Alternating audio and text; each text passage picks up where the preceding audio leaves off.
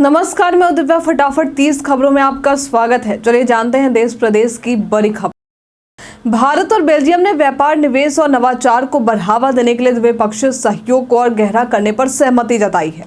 Belgium की राजकुमारी एस्ट्रीड के नेतृत्व में 35 से ज्यादा समझौतों पर हस्ताक्षर हुए, जिनमें हरित प्रौद्योगिकी, रक्षा और शिक्षा जैसे क्षेत्रों में सहयोग शामिल है। भारत अमेरिका के साथ व्यापार बढ़ाने के लिए कृषि उत्पादों पर टैरिफ घटाने की योजना बना रहा है। ये कदम 2030 तक व्यापार को $500 अरब तक पहुंचाने के लक्ष्य का हिस्सा है। भारत कई क्षेत्रों में इंपोर्ट ड्यूटी में कटौती करने के लिए तैयार है, जिससे बेहतर सौदेबाजी की उम्मीद है।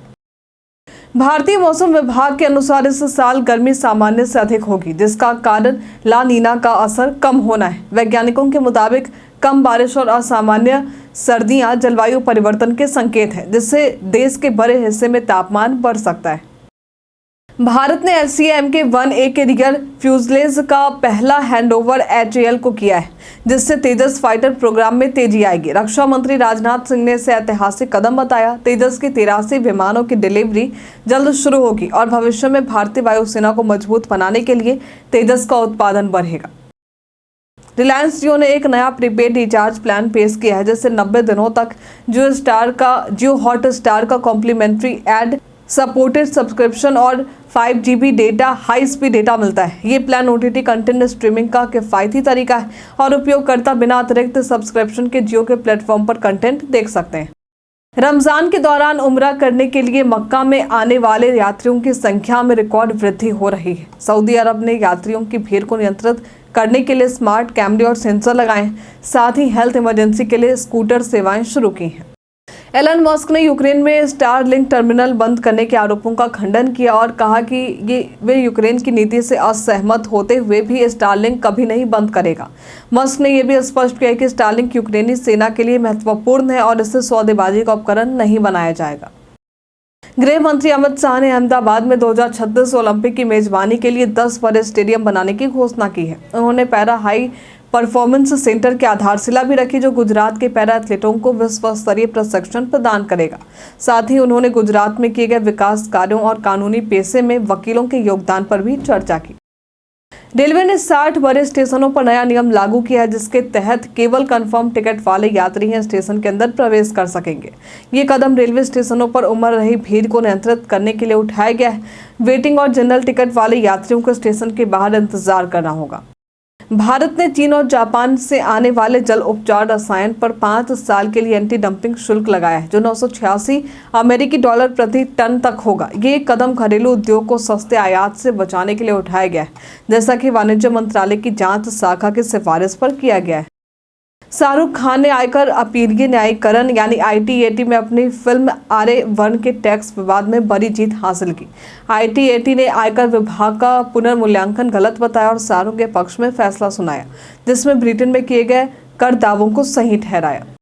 केंद्रीय गृह मंत्री अमित शाह ने अहमदाबाद में सीता माता का भव्य मंदिर बनाने का ऐलान किया है, जो नारी शक्ति का संदेश देगा। उन्होंने मिथिला और बिहार के लोगों को सराहना की और बताया कि ये क्षेत्र लोकतंत्र और दर्शन का महत्वपूर्ण केंद्र रहा है।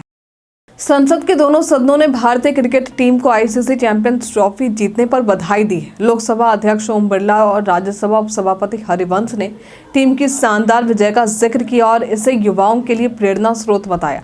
भारत ने न्यूजीलैंड को हराकर तीसरी बार ये खिताब जीता है। ICC चैंपियंस ट्रॉफी 2025 जीतने के बाद विराट कोहली और अनुष्का शर्मा की फोटो और वीडियो सोशल मीडिया पर वायरल हो रहे हैं।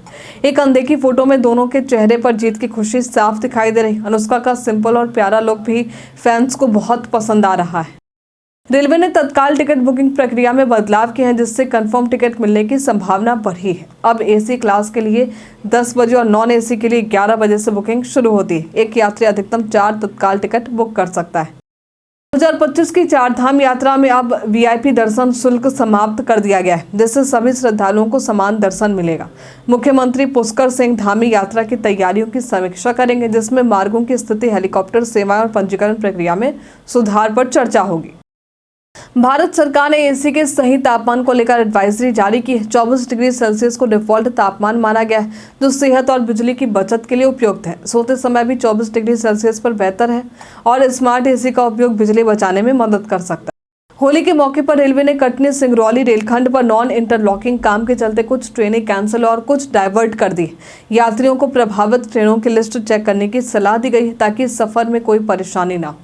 यूट्यूब ने 19 मार्च से गैम्बलिंग कंटेंट को प्रमोट करने वाले क्रिएटर्स के खिलाफ कड़े नियम लागू करने का फैसला किया है। अब अनसर्टिफाइड गैम्बलिंग ऐप्स को प्रमोट करने वाले क्रिएटर्स के अकाउंट ब्लॉक हो जाएंगे और उनके कंटेंट पर एज रेस्ट्रिक्शन भी लगेंगे। न्यूजीलैंड के प्रधानमंत्री क्रिस्टोफर लक्सन 16 से 20 मार्च 2025 तक भारत दौरे पर आएंगे।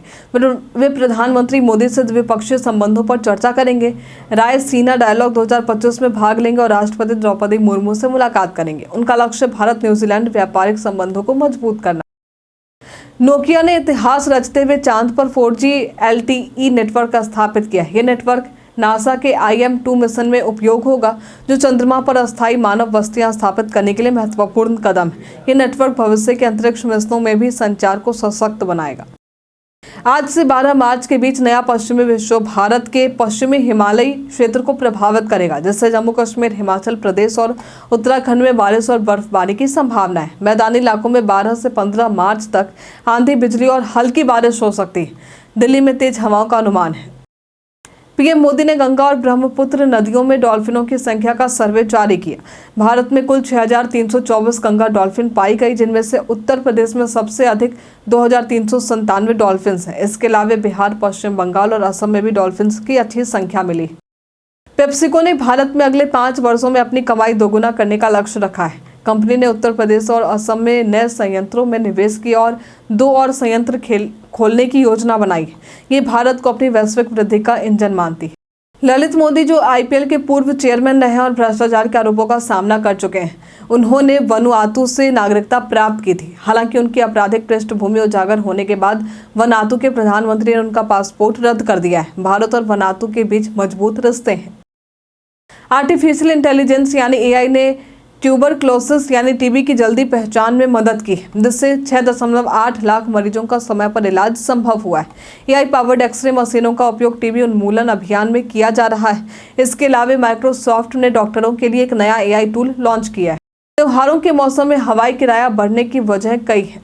हालांकि ATF की कीमतों में कमी आई है। एयरपोर्ट यूजर फीस में बढ़ोतरी और फ्लेक्सी फेयर सिस्टम के चलते किराया महंगा हो रहा है।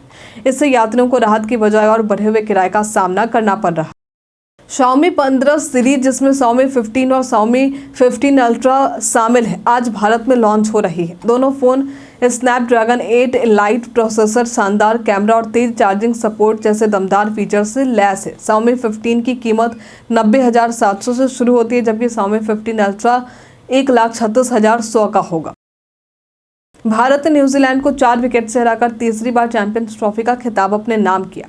फाइनल में रोहित शर्मा की शानदार पारी ने टीम इंडिया की जीत में अहम भूमिका निभाई है। कांग्रेस और राहुल गांधी ने टीम को बधाई दी और वहीं बीजेपी ने रोहित शर्मा की धाकड़ पारी की सराहना की। अमेरिका सरकार गूगल पर अपने क्रोम ब्राउजर को बेचने का दबाव बना रही है, क्योंकि ये सर्च इंजन मार्केट में गूगल के एकाधिकार को बढ़ाता है। डिपार्टमेंट ऑफ जस्टिस चाहता है कि क्रोम को डिफॉल्ट सर्च इंजन के रूप में हटाया जाए, जिससे अन्य कंपनियों को समान अवसर मिल सके।